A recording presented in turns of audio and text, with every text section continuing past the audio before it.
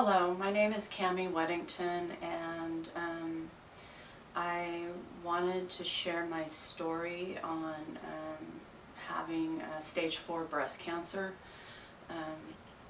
The reason I want to share my story is, I would love to be able to help other women going through this.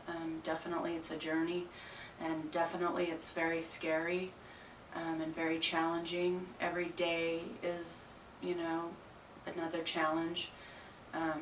But a little bit about myself. I'll kind of give you a little history on my diagnosis. So in 2017, I actually found a dent in the bottom of my breast when I was, I guess right after I got out of the shower. I noticed a dent.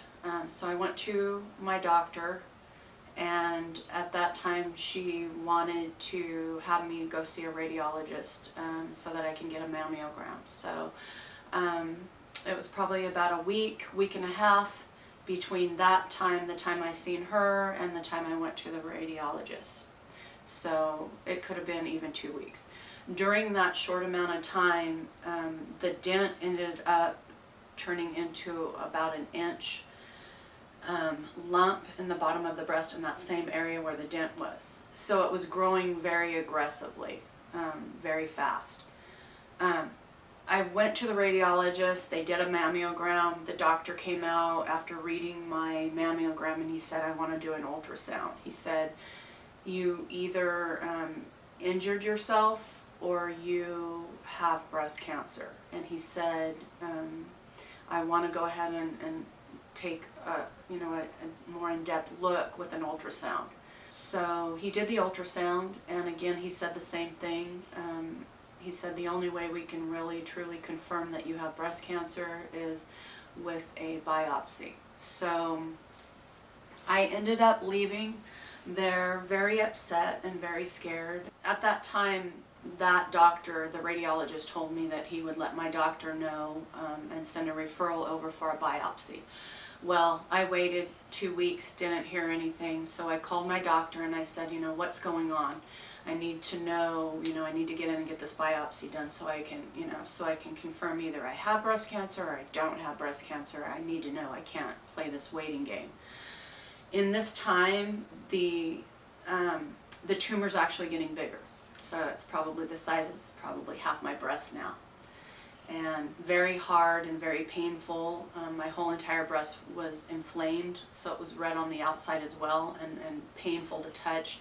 It was so painful I couldn't even, I didn't like clothes or my bra or anything touching against me because it hurt so bad. One thing led to the other. They kept saying I had an appointment with this doctor, and then this doctor's office would call me and say, we can't take your insurance.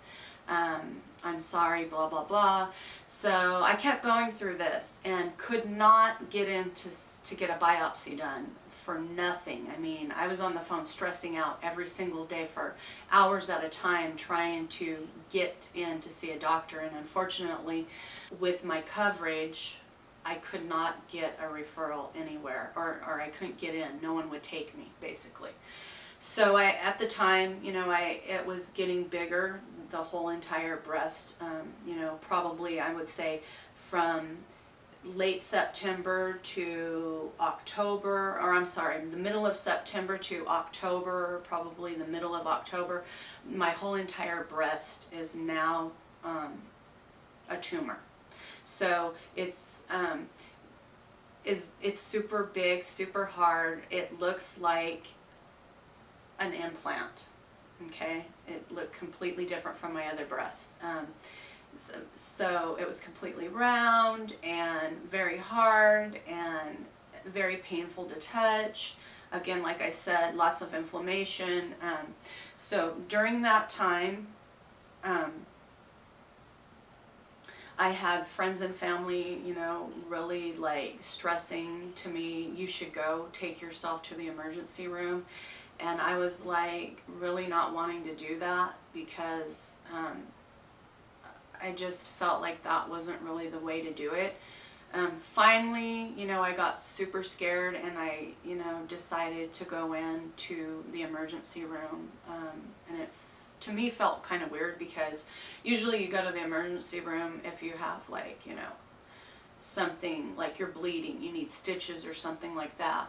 I went into the emergency room, seen one of the doctors that was working that night, a very nice man, and he took one look at me and basically said, "You need to be admitted to the hospital. This isn't good. This isn't good at all." So he pulled some strings, talked to some doctors that he knew, some colleagues that he knew, and got me admitted to the hospital, which was Sutter Hospital at the time. And during that time, they took me in and they started running all kinds of tests, scans, and bone scans, and you know, all kinds of tests. At that time, they ordered a biopsy. A needle biopsy. So I think the second day after I was there, I got the biopsy, and it did confirm that I had breast cancer. At that time, they staged me at stage 3 breast cancer, inflammatory breast cancer. They also told me that it was in the skin. Actually, they did another skin biopsy and confirmed that it was in the skin at the time that I was admitted to the hospital. So during all this, it was December 22nd, I think, that I was admitted, and by the time everything was confirmed, the cancer was confirmed, it was December 23rd, and that was the day before what would have been my 50th birthday. Yes, I still have my birthday, but not a very pleasant birthday surprise, that's for sure. As you might know, as a woman, turning 50 is a really hard one to swallow, but finding out you have stage 3 breast cancer right before your 50th was even harder. It was really hard. Yeah. So, then I go home, and they tell me that they want to start me on chemo. So I was waiting for insurances. At the time, the insurance I had wasn't feasible. Obviously, as I said, I couldn't even get in to get a biopsy. So my ex went ahead and got me a better coverage, so that I could see one of the doctors that I actually seen when I was in the emergency room. A really well-known, good oncologist. And so basically I got that insurance, and they told me, that they wanted to start me on hard chemo, my oncologist. So it was probably January, probably the end of January by the time I got back in there. Now, again, I was diagnosed the 22nd of December of 2017. So in January of 2018, I went in and started hard chemo, which was adriamycin. I'm not sure if I'm pronouncing it correct, but basically it goes also by the name of Red Devil. It's one of the hardest chemos, if not the hardest chemo. So I went in, and I believe they were giving me that. I had to have a port put in, so that was put in also during my stay in the emergency room.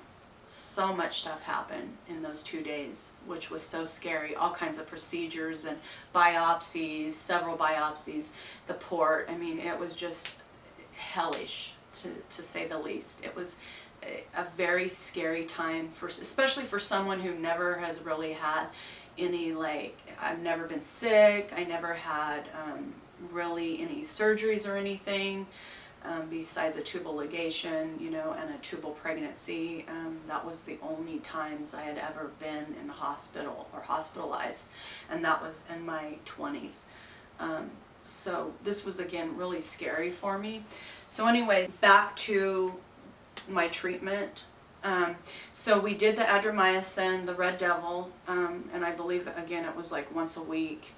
And then after that, my oncologist started me on Taxol. And after probably about a month of Taxol, my hands and feet were getting numb.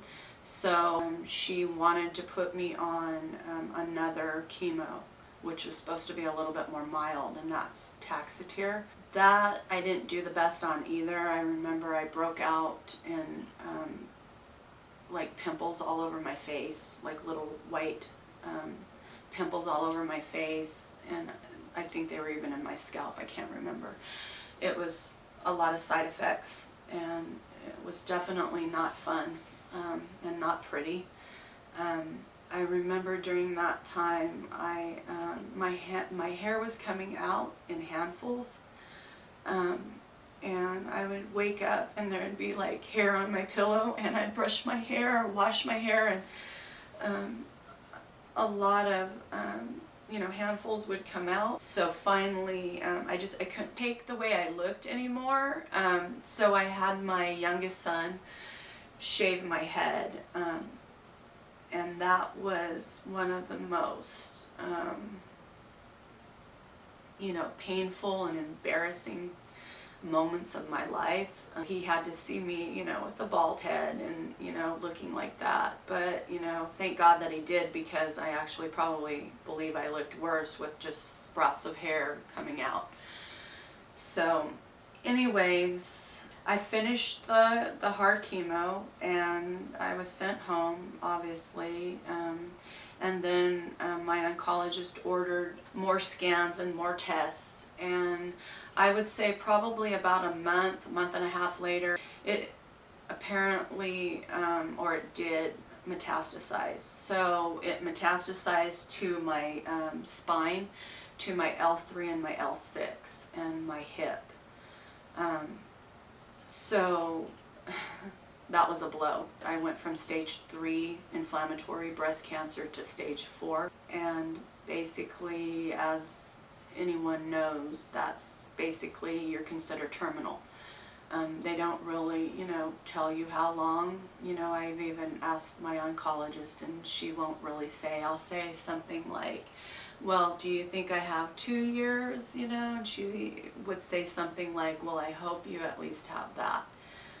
But they don't really say. So being diagnosed with stage 4 is even a harder blow than any other stage. And I'm not saying that, you know, like one's worse than, you know, like it's not important that you have, you know, anything under stage 4. It is. Breast cancer is very important, and it could change very quickly. I mean, I've heard stories of women who were diagnosed with stage 1 breast cancer, went home in remission, you know, after being treated, you know, mastectomy, whatever, went home, and years later end up having stage 3 or stage 4 breast cancer. I can say though, the good thing about cancer for me is that it's helped me really not take life for granted. It's helped me work on things in my life that I probably should have worked on long ago.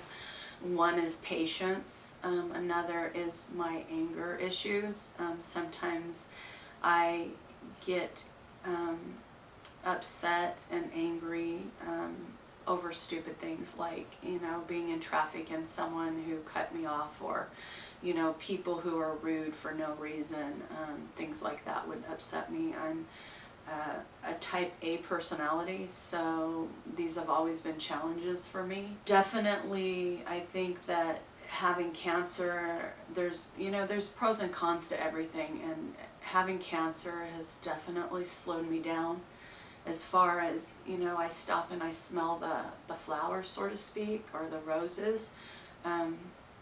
When you know, every day that I wake up is a blessing. Every day that I can spend with my children and my grandchildren or my family and friends is, you know, a blessing. When I wake up in the morning and see the sun shining through my window, you know, that's a blessing. You know, I woke up today. I have another day to live my life and to enjoy life. I am now really enjoying taking pictures of nature, like flowers and birds. I love hummingbirds and butterflies, so I try to capture pictures like that when I'm out and about on hikes and walks, and just trying to take life more slow and really take it all in and not worry about stupid things, and not take life so seriously. Those have been good things, you know, in my life since I've been diagnosed with breast cancer.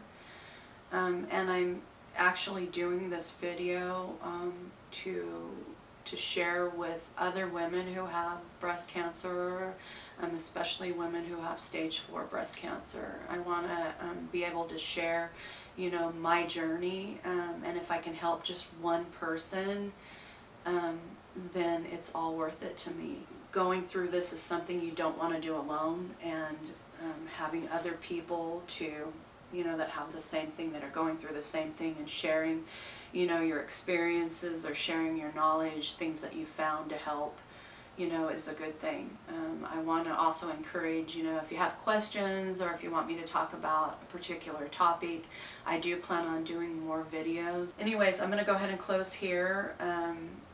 And I just want to say, you know, I'm sending out inspiration and love to all my breast cancer sisters.